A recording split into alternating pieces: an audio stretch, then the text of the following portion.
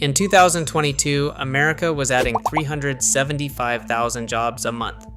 Now, it is less than 150,000, and millions are vanishing from the workforce entirely. The headlines still talk about opportunities, but behind the numbers, exhausted workers, fake job listings, and persistent underemployment tell a different story. What is driving this hidden collapse? And why are so many jobs going missing, even as openings appear everywhere? The pace of job creation in the United States has fallen off a cliff. In 2022, the country was adding 375,000 jobs a month, a surge driven by post-pandemic recovery and historic government stimulus. By late 2024, that number has dropped to less than 150,000.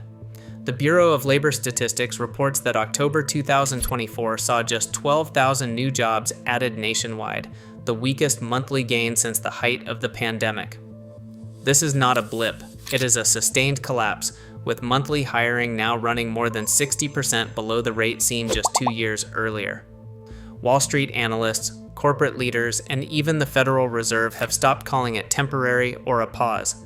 Jamie Dimon of JP Morgan Chase called it a cliff-like drop, warning that the data are no longer noise, they are all moving in the same direction. Sectors that once drove growth, retail, logistics, and technology, are now reporting stagnant or negative payrolls. Meanwhile, downward revisions to previous months reveal that the slowdown is even deeper than initial headlines suggest. The sense of momentum that once powered the labor market has vanished. Instead, hiring freezes, mass layoffs, and shrinking job postings define the new reality. This abrupt stall is not just a number on a chart. It is the first unmistakable signal that the foundation of America's labor market is cracking. Labor force participation in the United States remains stuck at 62.6%, a figure not seen outside of recessions in nearly half a century. Behind that number are more than 4 million people who have left the workforce since 2022, many not because of retirement, but due to burnout, health setbacks, or the disappearance of roles to automation. A BLS regional economist confirms these exits, noting that the current population survey now tracks a surge in discouraged and marginally attached workers, especially among prime-age adults. The official unemployment rate fails to capture this hidden deficit. When underemployment is included, counting those forced into part-time or gig work but seeking full-time positions, the U6 measure rises to nearly 9%. Complicating the picture are the so-called ghost jobs saturating online job boards. Investigations by labor journalists and watchdog groups reveal that 18 to 22% of postings on major sites are never intended to be filled. Companies keep these ads live to collect resumes, project growth, or satisfy internal quotas, inflating the sense of opportunity. For job seekers, this means weeks spent applying to positions that do not exist, and for policymakers, headline figures on job openings are increasingly unreliable. The result is a labor market that appears healthier on paper than it is in reality. As the data are dissected, it becomes clear that slack in the labor force is far deeper than most official statistics suggest, and the true scale of the crisis is only starting to come into focus. More than 600,000 layoffs swept through American companies in 2024, cutting deep across technology, retail, logistics, and finance. Amazon closed dozens of warehouses and let go of thousands, while Meta, Disney, and UPS each announced mass reductions. Those decisions were confirmed in WARN notices and SEC filings. In boardrooms from Silicon Valley to Wall Street, the language has shifted. Executives describe these cuts as permanent, part of a new efficiency model rather than a pause for future growth. At the same time, S&P 500 corporations spent nearly $800 billion on share buybacks, the second highest total ever recorded. Apple, Alphabet, and Meta led the charge, returning tens of billions to shareholders even as payroll shrank. The logic is clear in quarterly reports.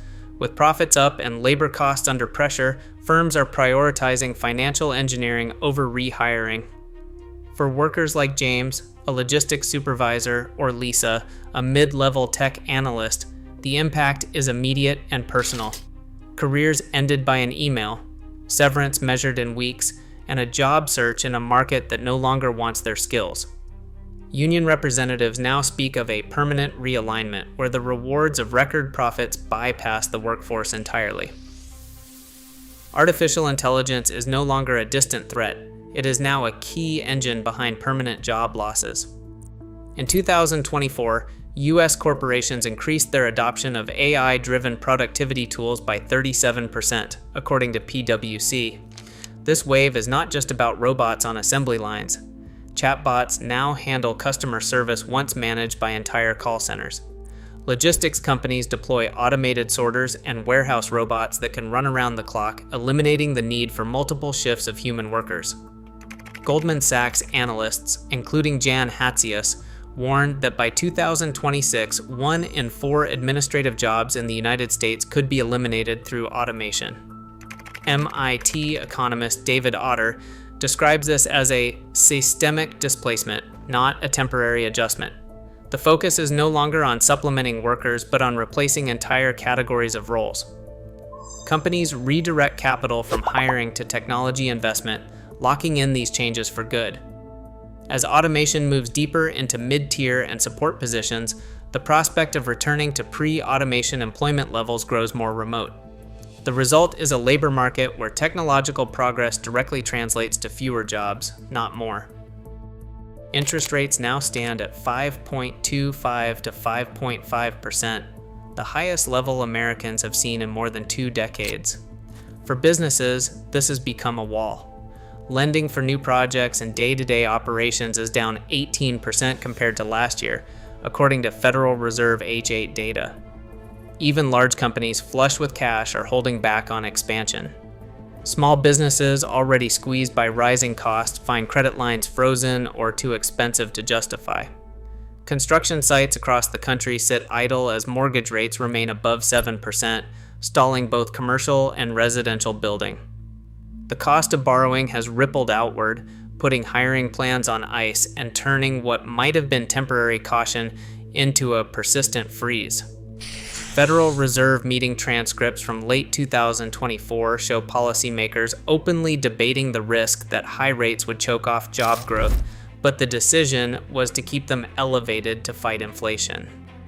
The result is a financial environment where access to capital is scarce, and the appetite for new hires has all but dried up. The drag from monetary policy is no longer theoretical. It is visible in shuttered storefronts and empty job boards. The numbers on household budgets tell a story of growing strain. The median wage in 2024 stands at $59,300, a 4.2% increase on paper, but after adjusting for inflation, real earnings have actually fallen by 2%. At the same time, the cost of living keeps climbing. A typical American family now spends $350 each week just on groceries, with food prices up 19% since 2021. Rent accounts for more than 1/3 of monthly income nationwide, and utilities and transportation costs are rising as well. Savings rates have dropped to 3.5%, close to historic lows, while credit card balances have soared past $1.14 trillion. For many, the paycheck no longer stretches to the end of the month. Essentials consume most of what comes in, leaving little room for emergencies or the future. The gap between wages and expenses grows wider, and financial security slips further from reach. Nancy locks the door of her family diner for the last time, a business that survived recessions, but not the pressures of 2024. Hers is one of more than 400,000 small businesses shuttered this year, the highest closure rate since the Great Recession. In cities like San Francisco, nearly 30% of downtown offices now stand empty, draining foot traffic and crushing local shops. Across the Midwest, factory floors operate at less than 70% of capacity, leaving entire towns with idle machines and shrinking paychecks. The latest government risk maps highlight pockets of deepening distress. Job growth is projected to stall below 50,000 new positions a month, unemployment climbing past 6%, and key sectors, manufacturing, retail, logistics, shedding hundreds of thousands of roles. IMF warns of a structural unemployment wave with no easy recovery in sight. Today, more than 1 in 3 Americans struggles to cover essentials as real wages fall behind and jobs vanish to automation. These numbers aren't distant forecasts, they're this year's reality. The future of work isn't a policy debate, it's the ground shifting beneath every household right now.